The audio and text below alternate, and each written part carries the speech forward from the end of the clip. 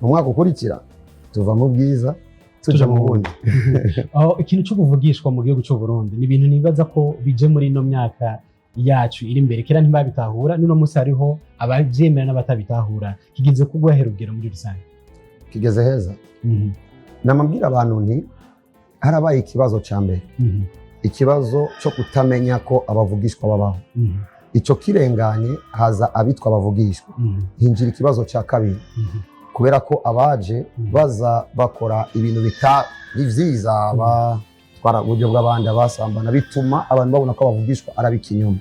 Ariko kuvuka kwa Ismaili, ibi nivyo binyoma mu buhanuzi vyigeze kubaho mu mateka, kandi bivugwa ko amajambo menshi mu gihugu cy'u Burundi. Uyu munsi media of people, the voice of people, yabatorokanirije ibinyoma bitatu byabayeho mu buhanuzi bw'abarundi, kandi bivugisha abantu benshi. Bivugwa ko n'amajambo atandukanye, ariko aha ushobora kwibaza ati ese ubuhanuzi bubaho, canke se abakozi b'Imana bubu bigira abahanuzi, canke abapasteri, abaprofete bigira abahanuzi, mu by'ukuri barahanura canke ntibahanura? Ibibazo nk'ibi reka tufate umwanya tubironkere inyishu, tuyisunze ico ubushakashatsi bwagiye burerekana mw'ibi bintu vyagiye biraba kwivuga butumwa ryagiye riraba mu Burundi. Aba nibo ba profete n'abatorokanirije, canke se abantu bahimbye ikinyoma mu gihugu cy'u Burundi, kandi ico kinyoma bacita ubuhanuzi. Ariko kandi ntabwo byabahiriye, kuko ibi binyoma bahimbye ntabwo byigeze biba nk'uko bobo bari babiteguye. Mu nkundire rero mujane nanje akantu ku kandi, dusesangure mw'iyi si y'ivyamamare. Ku ruhande rwa mbere turasanga umuprofete Joshua, canke se prophet of Jesus, n'inkuru yiwe yavuga ko hari abantu bazotsindira ihiganwa rya Super Bill, ariko ibiwe yari yise ubuhanuzi bwari ububeshe. Akazi ari kuravuga yuko aka kaduga ndagahende n'abanyeshengero ndagahe Arvera canke Yannick, iryo kuvugishwa kubonekirwa ko harubwira twari imodoka muri abantu babiri, hoho byari byaje gute? Ndananezerewe kuvuze ngo ndagahende. Navuze ndagahende. Icyo mbere dushimira Imana ku bwa Super Beat, kuko ikintu yakoze nicari kimenyerewe. Imana ibagirire neza, kwiyumvira ku banyempano bose muri rusange. Icya kabiri tubakeze, kuko ari umuntu agendera imodoka yemeza ko yayironse kuri Super Beat. Icya gatatu nabamenye nk'ukora business kuri JNS, ko nza kugira programme yo kubarondera kugira ngo ikibanza canje kidandaza ivyo kubaka kizo muri isoko shasha mu Kamenge, dukorane nabo kugira ngo abayije ngurisha ivyabo muri kano karere. Umva ko bitatu byabayemo, narabamenye bakoze ikintu cyategerezwa dusubire ko cyo bituvugisha. Ugiye muri Bibiliya, iyi Imana ivuze, umuvugishwa avuga ngo hazoba ibi nibi muri kazoza, uku niko uhoraho agize. Birumvika? Habaye rero umuntu ndavuze ngo ndagende genda afise icyo bita objectif. Ndubunakuze mu mwemu ndabizi. Nkoresha social media, natari umwanya mwinshi ko ndayikoresha, nafuse abayikoresha banyandikira ndayikoresha. Ngiye ndabona iyi nkuru irakomeye, yari inkuru ikomeye, Super Beat yari inkuru ikomeye. Izo gumira inkuru mu nkuru za mbere zakomeye muri no mwaka, turavyemeza. Muco gihe ari inkuru ikomeye itwaye abantu bose. None ngumiza abantu amaso kuri ibi, sino batumbere zino. Kugira rero batumbere ino, murabizi murakora muri media, murakora muri media, murazi technique yo gukoresha inkuru iri kwiravugwa kugira ngo utuma abantu bumviriza icyo ugomba ko bumviriza. Imana ishigwe hejuru rero. Jesi business nariko ndatangaza Yesu, ndavuga reka ndabakatisha bumvirize Yesu, nico cyambe. Icya kabiri ndaraba kubera ko nabonye inkuru imenyekanye, irimo baririmbyi ba gospel, n'abaririmbyi basekira. Sinovuga abaririmbyi navuganye nabo, ndavuga ni vyiza kwiyumvira competition. Nimwashika mu gatsindwa abaririmbyi ba gospel barahari, nivyashika mu gatsindwa muzokwisigura gute? Kuko muri mwanya mwagiye kugira competition nabo muri sekira, muratumiye abakristo kuraba nizo ndirimbo za sekira, kuko bazoraba muri ko murakompendera nabo, muzokwishura gute? Uva ko nari concerne, aba bana bazokwishura gute? Kuko sekira ni sekira, abantu bakurikira indirimbo zo kwisi ni benshi, abantu baraba ivyo kwisi no kuma YouTube, abo kwisi ni benshi kuruta gospel. Ndababwira muzokwifata gute? Nivyashika mugatsindwa muzosigura iki?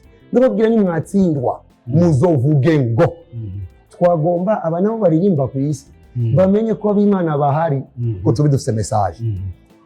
None yumvira rero ndavuga no, je ndafise abantu babiri ngaha nzi, umwe namuhaye gift, namuhaye mu mwaka uheze, undi nawe yaronse muri uyu mwaka.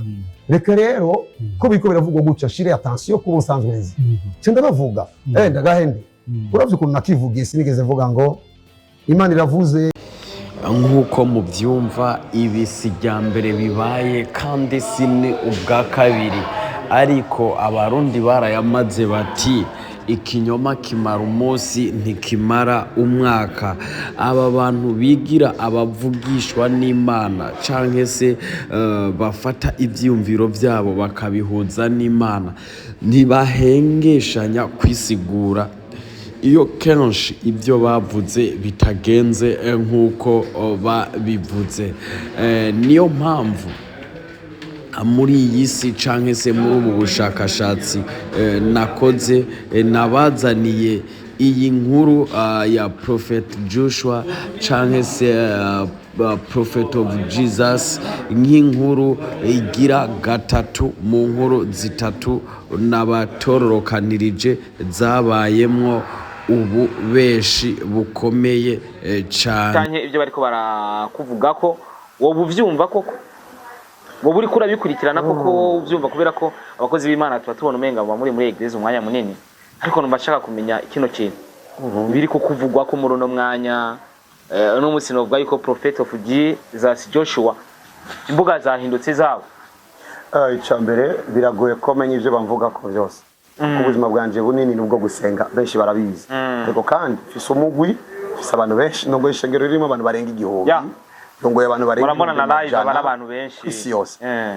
Urumva ko bo bavyumva ivyo bumva, bimwe barashobora kubimbwira, ariko kandi sishobora gushira umutima ku byo bavuga, kuko abantu baremerewe kuvuga.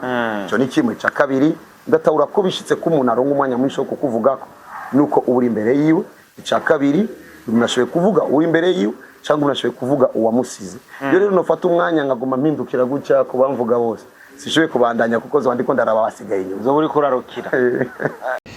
Uyu Prophet Joshua canke se Prophet of Jesus atigeze ahengeshanya kuvuga ko wewe adasamazwa n'ivyo abantu bavuga, ahubwo wewe abazi ivyo akora. Uyu yigeze kuba aririmba indirimbo za secwa canke se indirimbo z'isi nk'uko benshi basanzwe babivuga. Wewe ntasiba guca amarenga avuga ko ivyo abantu canke se bamuvuga ko wewe atabiha ikibanza, kuko arazi ico mpwemu amuvuga ko n'ico mpwemu amugomba ko. Ariko kandi ibi bintu iyo bibaye nk'uko, hari benshi batangura kwibaza ati none Imana irabesha canke bigira abakozi b'Imana nibo batubesha? Hari abantu bamwe uzosanga mwirigara wumve bari kuvuga ati ubundi jewe iyo ndavye ibi bintu vy'abantu bigira abakozi b'Imana mba mbona ari scam. Abandi nabo bazosanga bavuga ati oya, buraba ivyo umuntu avuga ntukaraba ivyo akora. Bibiliya nayo ugasanga ivuga ngo ku munsi w'umuhero canke se mu minsi ya nyuma abavugishwa n'Imana bazoba benshi. Inkuru y'ikinyoma nayo yigeze kubaho, canke se ubuhanuzi bw'ikinyoma bwabayeho n'ubwa Prophet Modeste, nabwo yagize ati 2019 our nation is going to prosper. kigiye gutera imbere. Our country to prosper. Amen. Niba ndashaka Burundi butsinda ku gatandatu. Who Burundi won in match against Gabon on Saturday.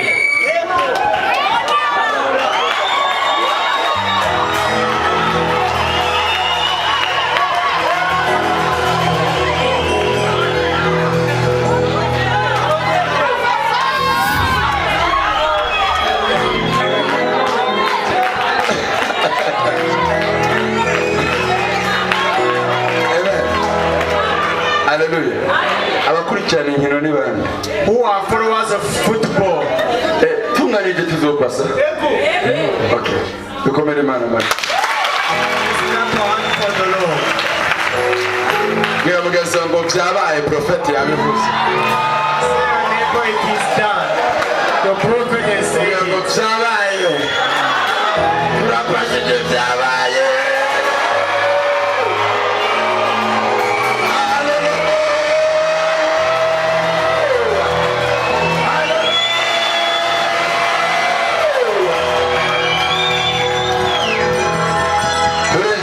Kandi mu izina rya Yesu. Uburundi burongeye kwinjira muri kandi mu izina rya Yesu Kristo. Imyaka yose y'imisi tunyura muri kandi.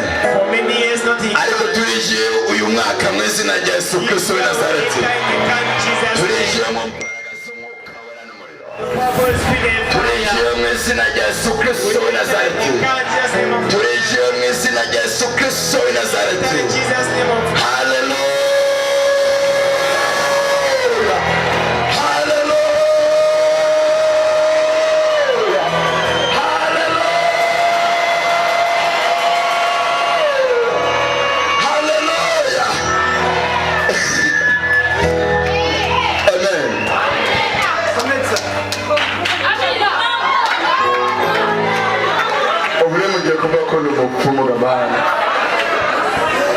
Kuko iki kirapashije.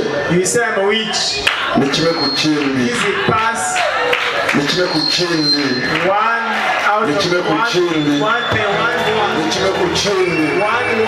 Ni kimwe ku kindi. Ni kimwe ku kindi. Abarundi baratsize. Abarundi baratsize. Abarundi baratsize.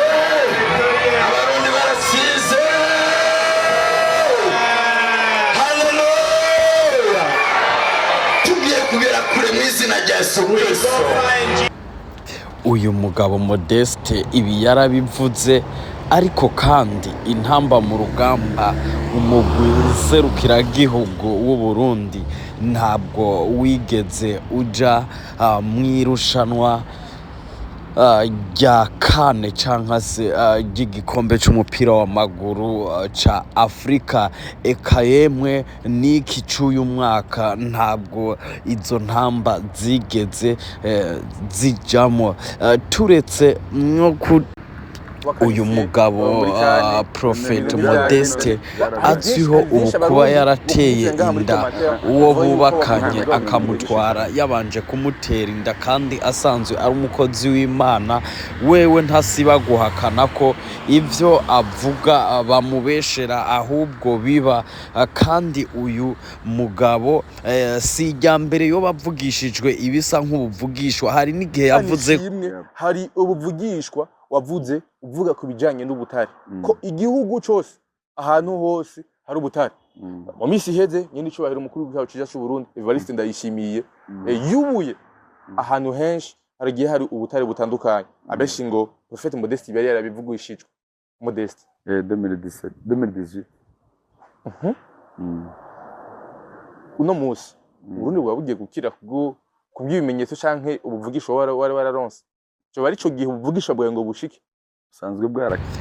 Prophet Joshua yigeze no guca amarenga avuga ko ku itariki 25 z'ukwezi kwa12 ata Murundi azopfa, ariko iki cabaye ikinyoma kuko barapfuye baratikingira. Yashije mu kwiga ibintu byinshi ndabimenya, avuga ati conze cyo nta numwe azopfa. Kuberiki yanamaze kwihasira yuko burya butumwa bwashitse mu gihugu cyose, ariko barapfuye ariko barasinzira ko barumvisijwe. nk'abahanuzi bose b'ibinyoma uko bama babigira canke se uko bama bishura na Prophet Modeste ntiyahengeshanyije kuvuga ko kazima message yashitse barapfuye canke se batapfuye. Ivyo ntibindaba, jewe narashikanye ivyo Imana yari yantumye. Ariko kandi uyu mugabo si irya mbere avuzwe mu bintu bijanye n'ubuhanuzi bw'ikinyoma, kuko kuri nyakwigendera umuhisi Petero Nkurunziza ubwo yararongoye igihugu yigeze no kumwirukana ku butaka bw'u Burundi canke se mu gihugu c'u Burundi, aho uyu yagiye guhungira Dubai ahaba igihe kitari gito, mu nyuma aragaruka mu gihugu asanzwe abamo c'u Burundi.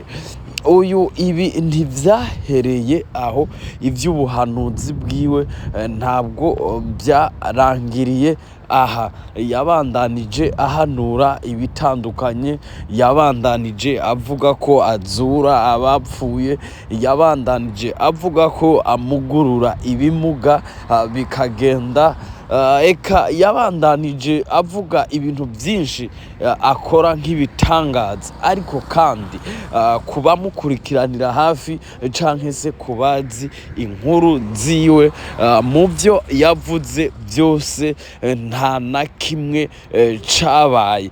Kandi uyu mugabo ashobora kuba ari muri bamwe mu bakurikirwa cane n'abakristo mu gihugu c'u Burundi. Nubwo mwumva ubwo buhanuzi bwiwe atanga ntibube bwo, ariko baguma bamukurikiye. Aha ushobora kwibaza, aba baprofete, aba bakozi b'Imana bakoresha inguvu izahe, bakoresha iyahe strategy kugira ngo bavuge ikintu c'ikinyoma ntikibe, ariko abakristo ha kugira babaveko bakaguma babagwirako. Umwe yagize ati n'imbaraga z'Imana n'ubushobozi bw'Imana, kubera iyo batari Imana twoba tuvugishwa bitabaye abakristo bakagenda. Ariko hari n'uwundi yagize ati erega burya esprit satanique zirakora. Abo bose muba mubona bambaye imibiri y'abantu ntabwo bisiguye ko burya ari abakozi b'Imana, canke se ntabwo bisiguye ko bakora iby'Imana ishaka canke se boba bagamburukira Imana. Twebwe nka media of people natwe tugira tuti, ubundi gute umuntu ashobora kukubwira ngo Imana yantumye ngo ivyo bintu ntibibe, neja akabivuga ntibibe, ukaguma wemera ivyo uwo muntu avuga. Bari bazi publicity. Ikindi naco, umwisirayeli n'ubu yumvise ikintu kikaba ari cyiza, abisirayeli bose barara bakimenya. Niyo co bari ki, abisirayeli bose barara bakimenya atari rezo sosio yakoresheje. Nuno munsi niko bameze. Umwisirayeli ari hano aramenya ubundi mwisirayeli aba ingozi. Ayo niyo majambo amwe bashobora kuba bifashisha mu kwereka abo barongoye canke se imbaga y'abantu canke ubwinshi bw'abantu baba babakurikirana, mu kubereka ko amajambo bigisha canke bavuga aba agoye gutahura, canke se biba bisaba iyindi mpwemu canke izindi mbaraga kugira ngo uyatahure, bityo bigatuma umuntu aguma mu gipfungu, ataza ati uwo nkurikira ni muntu ki, ataza ati uwo nkurikira akoreshwa nande canke se avugishwa nande. Iyi ni media of people, the voice of people. Gerageza making sure ko wagize subscribe, nayo ubundi twebwe turabakunda cane, kandi tuzokwama turi aha ku bwanyu. tubandanye n'inkuru yacu. Ndakekeranya mu bantu muri kunkurikira ibice 90% muri abakristo, ariko se wewe byoba byaragushikiye umwe mu barongozi bawe aha guhanurira ibintu ariko mu nyuma usanga nububeshi canke ntibyaba? Nimba byarabaye wakoze iki? Wamubwiye iki? Waramwegera uramubwira ati pastor canke se prophet canke se daddy, bya bintu uko bitabaye? Ibyo ntabwo ntabeshe, ntabyo wakoze, ahubwo ushobora kuba waragize intege nke. Aha hoho nshobora kuvuga ati yararengeje canke se arakavya, kuko yabwiye umumenyesha makuru ati hari ikintu kintangaza, kuberiki mu Burundi itariki 15 z'ukumunani igihe cose hagwa imvura. Yagize ati hagwa imvura cane. Hari akantu kamwe gakunda kuntwenza cyane. Kuberiki mu Burundi buri munsi itariki 15 z'ukumunani imvura igwa. Mu Buganda iragwa. Urumva ko ubitse kuva muri 2019 ko atabantu bazo bapfa itariki ya 20 uno musi muri 2024. Kuberiki utabivuze mu ma videos wagiye urakora kuva kera nkuko ubivuga uyu munsi? Nkuko muvyiyumvira, aha yarashatse kuzana ikindi kibazo, ariko mumenyesha makuru avuga ati reka gukwepa, turi ku kintu kijanye nuko wavuze ko atabantu bazopfa, kandi ubibona guhera mu mwaka w'2019, ariko uje kubivuga ubu mu mwaka w'2023. Ati kuberiki utabivuze hakiri kare, kandi wari ubizi ko atabantu bazopfa? Wabikuye kuki? Nta kibazo ufise kuri terre yazobagize neza. Inkuru ya mbere kinyoma nayo ni yuyu yiyita Zebiya, reka twumvirize. Kuko tunamubonye twaramutinya, nta muntu n'umwe wabona wamugereranya. Niba ko twasengeye muhira kwa bazebi, Zebiya yari principal. Tugiye baraturashe abantu bashika ku 38 baca barapfa. Zebiya we yabayeho mu kiringo kitari gito mu gihugu cy'u Burundi, avugisha benshi kuko wewe n'inzego z'umutekano canke z'igihugu, ibintu byiwe zarabyinjiyemo, abantu barapfa, bamwe barahunga, bamwe baheba ibyabo, bandi barangazwa kubera ubuhanuzi bw'ikinyoma. Uyu yari Zebiya mu binyamakuru 10 n'abandi barenga 50 bariko baravurirwa mu bitaro bitandukanye. Binyenda kumana ati amakuru ndonga hirya no hino avuga ko wimana iyo afise umugambi mubi wo kungandagura, ati mbe n'amazina y'abazoshira mu ngiro uwo mugambi ugayitse barayambwiye. Mu kwezi kwa mbere twarahuye n'umuntu ngiye mu misa kuri Saint Michel, ntazi acarambwira ngo wowe uri ngaha mwibarabara kandi Edouard agomba kukwicisha. Hanyuma je ndamubwira ninde agomba kunyica, ngo yashinze ngo witwa David Niyikiza, ngo niwe agomba kukwica, ngo ahubwo ndaguhanura ava ngaha mwibarabara. Mu kwezi kwa kabiri ejo bundi naho nyene ndi ngaha mu Kinindo, duhura n'umuntu nawe nyene acarambwira ngo je ndi mbonera kure, ngo nimba wumva nimba usenga Imana, ngo ngusavye uve mwibarabara, ngo kubera ko ngo Edouard agomba kukwicisha. Hanyuma nca ndamubwira ati mugoje Edouard ntaco dupfa. Hama cambira ngo mugwa agomba kukwicisha, ngo kandi nabagiye abanywanyi bawe bose ngo nukubica tukabamara, ngo kandi yashinze umuntu yitwa David Niyikiza azokwica. Ubuhanuzi bwa Zebiya bwo bwari burengeye kuba n'ubuhanuzi, nkuko abarundi bayamaze ngo urupfu, amatwi ari mu rupfu ntiyumva, abayoboke biwe ntibumva, kuko nubwo leta yavuga nta kintu na kimwe bashobora kumva. None ikibanza cyacumuye iki ko bagihezagiye ari ceranda, ikibanza baragihezagiye ni ceranda, kandi Imana yarahagira hatagatifuza irahagira heranda.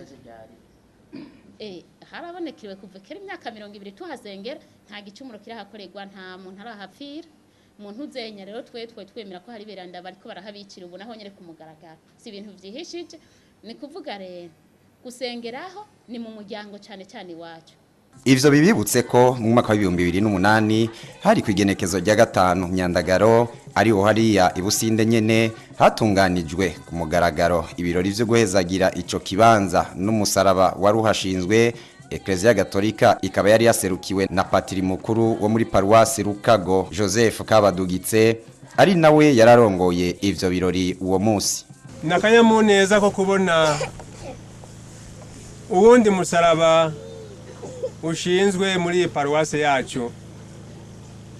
Dusubiye inyuma gato umunsi bararirwa hariya ibusinde ahagaze imbere y'ibiziga inyuma yiwe hari abantu bariko baraniha abandi batekewe n'ubwoba bwinshi. Edward wimana yavuze ati abamaratiri mwarondera mwaravuga ko murodera abamaratiri bazogwa ngaha murabaronse aya marasa abayanyuma ngaha ku mutumba abayanyuma abamaratiri mwavuga ko murondera muri munsi murabaronse ingana zirahaguye ngaha. Zebiya we yabandanya avuga ati ahubwo Edward Nduwimana ni mu mubaza abo bamaratiri avuga twebwe ntabo turondera twebwe ico dukurikirana ni gusenga. Ariko kandi ushobora kwibaza kubera ko ibi bintu by'abiyita bavugishwa n'Imana canke abiyita abakozi b'Imana byamamo induru zitangaje bamwe akaba babihomberamo ababyungukiramo.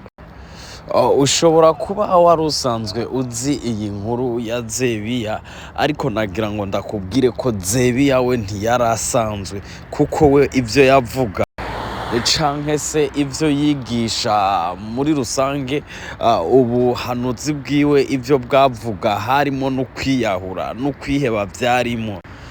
Aha ndavuga abataye ubuzi bwa leta, ndavuga abataye amashuri ya kaminuza, ndavuga abava mu mihingo itandukanye igize igihugu, abava muri diaspora baje kuraba uwo Zebiya. Jimmy mu gisirikare narika kuri chef mu kuvayo navuyeyo mu buryo buko nari ngwaye nja mu sinde gusenga kubera ariho nabona yuko nshobora gukira kandi nivyo mu sinde baransengeye mwico. Ivyo biri muri bimwe abakurikira Zebiya canke se abayoboke ba Zebiya abatandukanye bizera. Zebiya yakubwira ati nusenga ugapfa ni ibisanzwe kuko nubundi dutegerezwa kuzopfa. Bakunzi ba media of people ivyo biri muri bimwe mu buhanuzi bw'ibinyoma butatu bwabayeho buvugisha abatari bakeyi ngaha mu gihugu c'u Burundi. Nubwo usanga hariho ababyizeye ugasanga hariho n'abandi batabyizeye ariko burya ngo nta ntambara igenda uko abo byahitanye byarabahitanye kugeza ubu. Ntumbaze ngo none ngo Zebiya arihe, ntumbaze ngo urusengero rwiwe ubu rurihe. Jewe nka media of people, nka voice of people, sije no hohera Zebiya n'abari bamu yoboka. Mugire aho muba mwubahwe, turabakunda cyane nka media of people. Ciao ciao.